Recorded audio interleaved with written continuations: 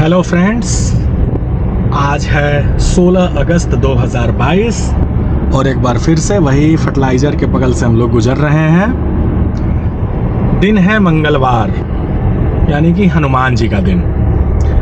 हिंदू धर्म में बहुदेववाद की संकल्पना है, यानी कि देवताओं की संख्या एक से ज़्यादा है। बहुत से देवता हैं, ब्रह्मा, विष्णु, महेश, दुर्गा, काली, पार्वती, बहुत से देवता। और उन सारे देवताओं के लिए यह अपेक्षा की गई है कि व्यक्ति प्रतिदिन उनकी पूजा करे, प्रतिदिन उनके नाम का कुछ संकल्प ले, प्रतिदिन उनके सम्मान में कुछ सेकंड, कुछ मिनट अपना दे। लेकिन ये व्यस्तता की जिंदगी में ये संभव नहीं है। तो जो दिन बनाए गए, जो 7 दिनों का निर्धारण किया गया, उसमें हमारे यहाँ यह व्यवस्था की गई कि एक दिन किसी एक देवता को समर्पित कर दिया गया। सोमवार है तो आप शंकर जी की पूजा कर लीजिए, मंगलवार है हनुमान जी की पूजा कर लीजिए, गुरुवार है विष्णु जी की पूजा कर लीजिए। इस तरह से अलग अलग देवता, शनि देवता, दुर्गा जी, सबके लिए अलग अलग व्यवस्थाएं बनाई गई। तो आज का जो दिन है वह हनुमान जी के लिए मंगलवार है। आज हनुमान चालीसा का पाठ करिए, आज आप जो है सुंदरकांड पढ़िए, कुछ भी करिए, हनुमान जी की आज पूजा करिए। तो चलिए हनुमान जी का नाम लेते हैं और हनुमान जी का नाम लेकर के आज के दिन के इस ब्लॉग को आगे बढ़ाते हैं। आज वैसे तो यह विचार कई दिनों से चल रहा था, लेकिन आज मैंने सोचा कि आज इसको जो है एक वीडियो का रूप दिया जाए। बात यह है कि रोज सुबह मैं अपने बच्चों को छोड़ने स्कूल जाता हूँ, और जब मैं स्कूल जाता हूँ तो बहुत सी चीज़ें मैं सोचता हूँ इस स्कूली शिक्षा के बारे में। और इस तरह की जो छोटे बच्चों की जो क्लासेस हैं, वह इतनी सुबह 7:20 पे स्कूल का गेट बंद हो जाएगा। आपका LKG का बच्चा, UKG का बच्चा, सुबह सुबह उसको उठाना है, उठा करके उसको तैयार करके स्कूल भेजना है। सोचिए कितना कठिन काम है। लेकिन ज़्यादातर स्कूल इसी सुबह के रूटीन को फॉलो करते हैं। अब मेरा बच्चा जिस स्कूल में पढ़ता है वहाँ LKG से लेके क्लास 12 तक की पढ़ाई होती है। ऐसे स्कूलों के साथ समस्या ये है कि उनके जो नियम और तौर तरीके बनाए जाते हैं वह अपनी सुविधा के हिसाब से बनाते हैं। वे बच्चे को देखते हुए या व्यवहारिक दिक्कतों को देखते हुए वे कोई नियम नहीं बनाते। वे नियम बनाते हैं कि उनका कन्वीनियंस किस में है, उनकी सुविधा किस में है। और मान लीजिए जो बड़े बच्चे हैं उनके लिए तो कोई समस्या नहीं है, वो 7 बजे क्या, वे 6:30 बजे ही स्कूल पहुंच जाएंगे, उनके लिए कोई समस्या वाली बात नहीं है। समस्या होती है छोटे बच्चों के साथ। छोटे बच्चों की स्कूल टाइमिंग बड़े बच्चों की स्कूल टाइमिंग से जरूर थोड़ी सी अलग रखनी चाहिए। ये एक प्रैक्टिकल अप्रोच है, लेकिन ऐसे स्कूलों में यह इस चीज को फॉलो नहीं किया जाता है। मेरे बच्चे जब अभी प्लेवे में जाते थे तो प्लेवे की टाइमिंग बड़ी कन्वीनियंट होती थी। वे 8:30 बजे 9 बजे तक का टाइम रखते थे स्कूल आने का। वो इसलिए रखते थे क्योंकि उनके स्कूल के सारे बच्चे प्लेवे वाले होते थे, तो उनको समस्या नहीं होती थी। वे 9 बजे का आराम से टाइम रखते थे कि 9 बजे तक बच्चा आराम से सोएगा, उठेगा, अभी तैयार हो रहा होगा, तब तक हो सकता है उसको पोटी आ जाए। तो बहुत सी चीज़ों को वो समझते थे और समझ के अपनी स्कूल की टाइमिंग को उन्होंने उस हिसाब से रखा हुआ था। लेकिन जैसे ही आपके बच्चे किसी ऐसे स्कूल में एडमिशन पाते हैं जहां हायर क्लासेस के भी बच्चे पढ़ते हैं, तो वहां उनके नियम और तौर तरीके उन बड़े बच्चों के हिसाब से बन जाते हैं। वे छोटे बच्चों की ज़रूरतें और उनकी आवश्यकताएं ऐसे नियमों में कहीं ना कहीं खो जाती हैं। वे ऐसा नियम इसलिए बनाते हैं क्योंकि बड़े बच्चे उसको आसानी से फॉलो कर सकते हैं। यदि वे ऐसा नियम बनाएं जो छोटे बच्चों के मुफीद हो, तो उसमें जो बड़े बच्चे हैं, हायर क्लासेस के बच्चे हैं, उनको थोड़ी सी जो है असुविधा होनी शुरू हो जाएगी। मोदी जी ने इंडिपेंडेंस डे स्पीच के मौके पर एक बात कही कि 5 प्रण लिए जाएं, और उस प्रण में पहला प्रण, पहला वचन, पहली कसम ये होगी कि हम अपनी एक कॉलोनाइजेशन की सोच है, यानी कि ये सोच कि अंग्रेज़ों की बनाई हुई पद्धति जो भी थी या जो भी चीज़ें थी वो बड़ी श्रेष्ठ थी, और हमारी जो चीज़ें थी वो बड़ी निम्न है, बड़ी निकृष्ट है, या उनके अंदर वह क्वालिटी नहीं है। इस सोच को बदलने का प्रयास किया जाए, ये उन्होंने प्रण बताया है। हमारी जो स्कूली शिक्षा है वो स्कूली शिक्षा कहीं ना कहीं उसी अंग्रेजों के समय का जो चला आ रहा परिवेश है, या कहीं ना कहीं उनकी श्रेष्ठता का एक जो हम लोग एक अपने दिमाग में बैठा लिए हैं, हमारी स्कूली शिक्षा कहीं ना कहीं उसी हिसाब से चल रही है।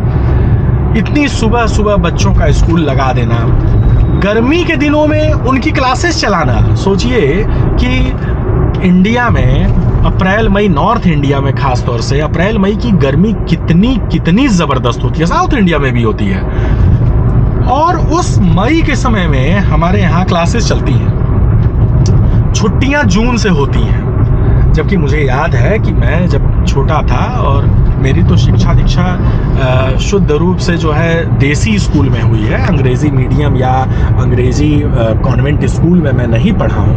हम लोग की छुट्टियाँ थोड़ा अर्ली हो जाया करती थी। 20 मई एक डेडलाइन होती थी कि 20 मई तक तो छुट्टी हो ही जानी है, और ये जो 20 मई की भी जो डेडलाइन होती थी, मतलब 20 मई आते आते मौसम अच्छा खासा गर्म हो चुका होता था। उसके बाद ये कल्पना नहीं की जा सकती थी कि अब हम स्कूल जाएंगे। स्कूल सीधे जुलाई में खुलते थे। अब क्या सिस्टम हो गया है, पूरा मई तो स्कूल चलेगा। जून में आपका अगर 1 जून या 2-4 जून से जब भी छुट्टी होगी, पता चलेगा कि 20 जून, 22 जून, 25 जून से क्लासेस शुरू हो जाती हैं। मतलब जून महीना आपका ख़त्म नहीं है और क्लास आपकी शुरू हो गई है। तो ये एक जो सिस्टम, और यूरोपीय देशों में क्या है कि वहाँ का मौसम थोड़ा सा मॉडरेट होता है, वहाँ ये सब समस्याएं नहीं आती हैं। वहाँ जो छुट्टी का सिस्टम है वह जाड़े का चलता है, कि वहाँ जाड़ा, विंटर बड़ा हार्श होता है, तो वहाँ पे जाड़ों में थोड़ी लंबी छुट्टियाँ हो जाती हैं। हमारे यहाँ क्या है, हमारे यहाँ जाड़े को लेकर के, जाड़ा कभी कभी हमारे यहाँ भी हार्श हो जाता है, लेकिन आमतौर से जाड़ों में वह दिक्कत नहीं है जो दिक्कत गर्मियों में है। लेकिन हमारे यहाँ क्रिसमस आ रहा है, न्यू ईयर है, तो 1 हफ्ता, 10 दिन, 15 दिन की छुट्टियां हो जाती हैं, जबकि हमारे यहाँ उन छुट्टियों का कोई विशेष मतलब नहीं है। उस समय स्कूल चलाए जा सकते हैं, लेकिन उस समय यहाँ पे छुट्टियां कर दी जाती हैं, और जब यहाँ पे गर्मियों में छुट्टियां होनी चाहिए तब यहाँ स्कूल चलते हैं। तो हमारी जो स्कूली शिक्षा है इसमें बहुत बड़ी समस्या है। और वैसे तो प्रधानमंत्री ने कहा है कि जो नई नेशनल एजुकेशन पॉलिसी है, राष्ट्रीय शिक्षा नीति है, उसमें बहुत सी समस्याओं को एड्रेस किया जा रहा है और शिक्षा का भारतीयकरण किया जा रहा है। लेकिन करिकुलम के भारतीयकरण किए जाने से भी ज़्यादा महत्वपूर्ण है जो ये एक अप्रोच चल रहा है स्कूलों का, इस अप्रोच में बदलाव आए। बच्चों की ज़रूरतों के हिसाब से, उनकी आवश्यकताओं के हिसाब से नियम कानून बनाया जाए। खास तौर से छोटे बच्चों को जरूर ध्यान में रखा जाए। इससे न उनकी नींद पूरी हो रही है और उनका जो है स्कूलों से मोह भंग हो रहा है। मेरे बच्चे स्कूल जाना ही नहीं चाहते। अगर उनसे कह दिया जाए कि आज स्कूल जाओ, कल छुट्टी है, तो वो बड़ी खुशी खुशी स्कूल चले जाते हैं। लेकिन जब उन्हें पता चलता है कि आज सोमवार है और उन्हें शनिवार तक लगातार स्कूल जाना है, अभी उनकी स्थिति देख लीजिए। एकदम मन नहीं करता, स्कूल से भागने की एक उनके अंदर वो आ गई है, क्योंकि उन्हें मज़ा ही नहीं आ रहा है उस पढ़ाई लिखाई में और उस सिस्टम में जो उन्हें फॉलो कराया जा रहा है। और मैं समझ सकता हूँ ये दिक्कतें होती हैं बच्चों के साथ। आज योगी जी एक बात बता रहे थे कि योगी जी के बारे में जो पेपर में निकला है, इंडिपेंडेंस डे स्पीच उन्होंने कल लखनऊ में दी है, उसमें उन्होंने अपने सरकार की उपलब्धियों को गिनाया है।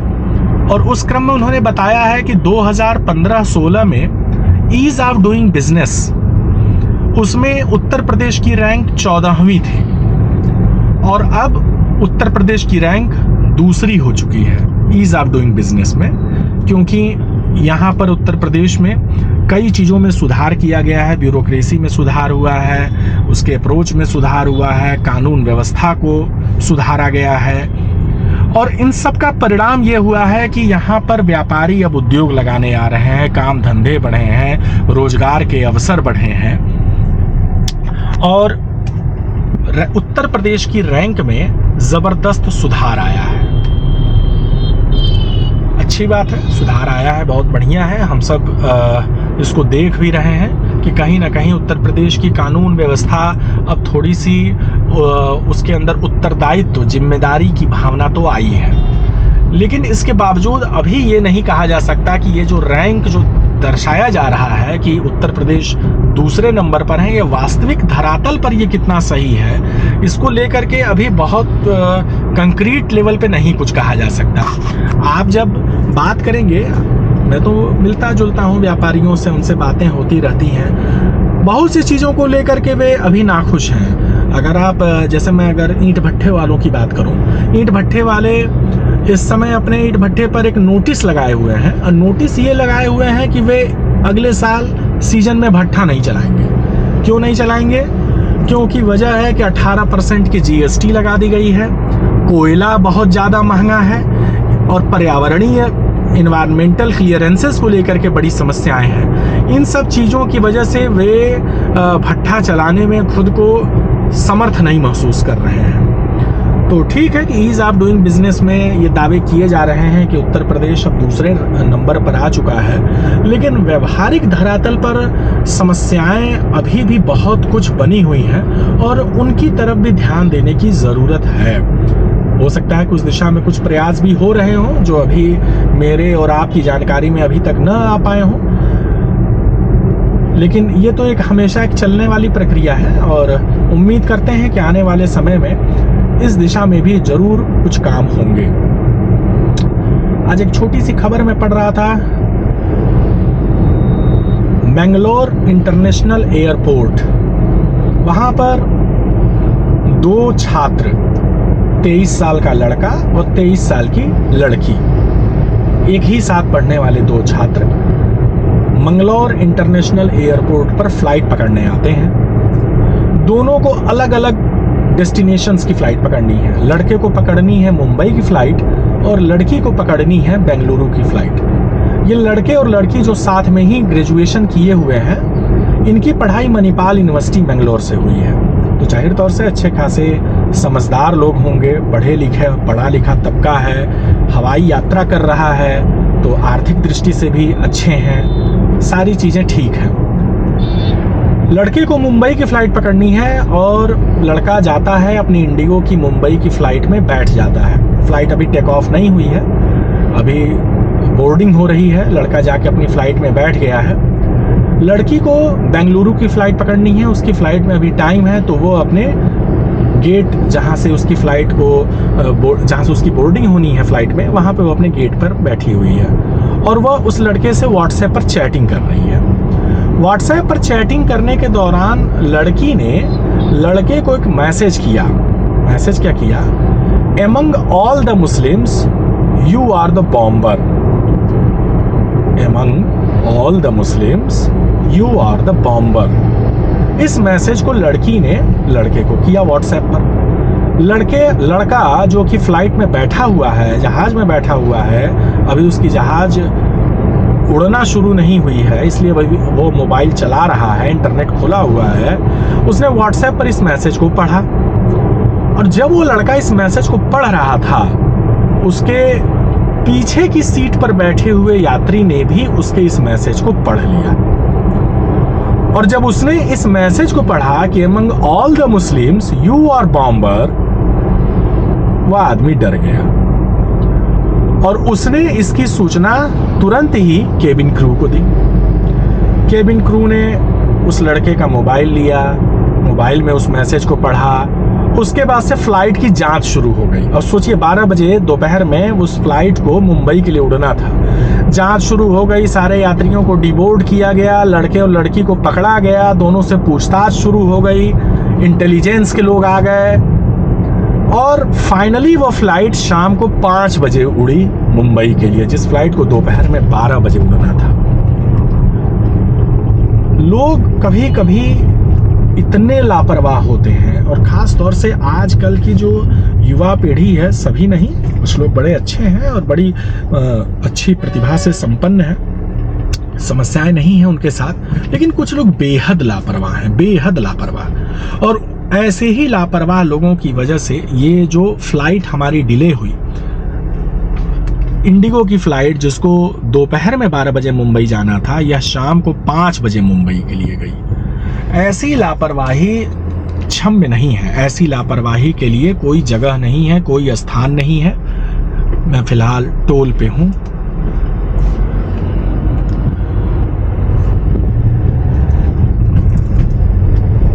थोड़ा सा आपको अपनी शिक्षा के साथ इस बात को समझना पड़ेगा कि आप अपनी पब्लिक लाइफ में, आप एयरपोर्ट पे बैठे हुए हैं, आप एयरपोर्ट पे मैसेज कर रहे हैं कि आप among all the Muslims you are the bomber, आप इस तरह के मैसेज अगर भेजेंगे एयरपोर्ट पर, तो कोई भी अगर कोई इस तरह का ट्रैकिंग सिस्टम ही एयरपोर्ट पे लगा हो, बॉम्ब, टेररिज्म, इस टाइप के जो वर्ड्स होते हैं ना, सेंसिटिव वर्ड्स होते हैं, आप जब इन सब चीज़ों को टेक्स्ट में लिख करके या SMS या व्हाट्सएप पर आप जब भी भेज रहे हैं, तो आप खुद को बहुत मतलब एक तरह के सुपरविजन में डाल रहे हैं, और इस तरह की घटनाएं किसी के साथ भी घट सकती हैं। हर किसी को अपनी जान की चिंता है। कोई उस फ्लाइट में बैठा है, वो देख रहा है कि इस आदमी के मोबाइल पे मैसेज आ रहा है यू आर द बॉम्बर, तो निश्चित है कि वो आदमी डर जाएगा, उसको लगेगा कि कोई आतंकवादी घटना तो नहीं घटने जा रही है उसके साथ। इसलिए अपनी समझदारी दिखाएं। अगर आप शिक्षित हैं तो अपने शिक्षित होने का परिचय दें। इस तरह की हरकतें आपके लिए भी नुकसानदेह हैं और आम उन लोगों के लिए भी नुकसानदेह हैं जिनका आपसे कोई लेना देना नहीं है, जिन्होंने आपका कोई नुकसान नहीं पहुंचाया है। तो एक छोटी सी वार्ता आज 16 अगस्त 2022 की, मैं अपने डेस्टिनेशन की तरफ। Okay, thank you.